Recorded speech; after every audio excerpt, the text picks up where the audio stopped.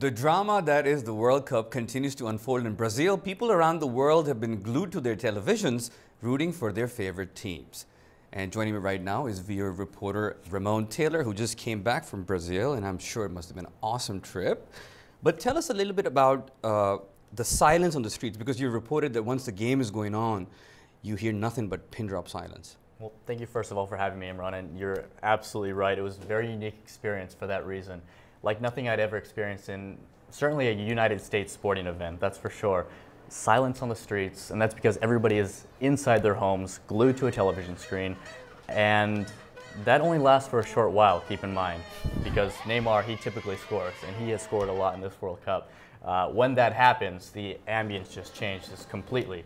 Everybody floods the streets. People are setting off fireworks from their balconies and rooftops. I mean, the contrast between setting up for a game and until Neymar or someone else scores is really just an incredible evolution during that 2-hour match. Fantastic. You also interviewed a family, a Brazilian family. Tell us a little bit about that. Well, just to give you a little bit of context, this was Brazil's second game in the group match against Mexico, as a matter of fact. And if you remember, that was a scoreless game, 0-0. But that didn't matter. That didn't change the fact that this was a huge celebration for this Brazilian family, who, above all, was happy to be in each other's company, to be able to share this moment, a churrasco, which is a traditional Brazilian barbecue, with family, with neighbors. It's a huge celebratory event.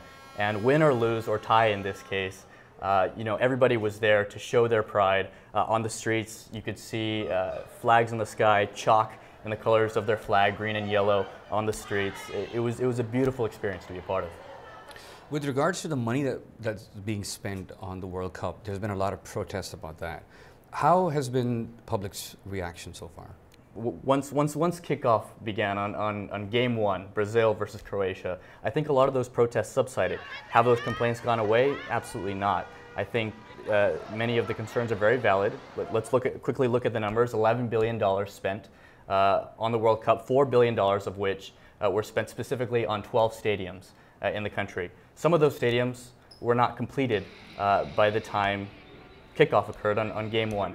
And other stadiums are located in such remote regions of the Amazon and of Brazil that will not be used past this World Cup. So there's a lot of complaints from people who think that money could and should be better spent on healthcare, education, infrastructure, and many other public projects.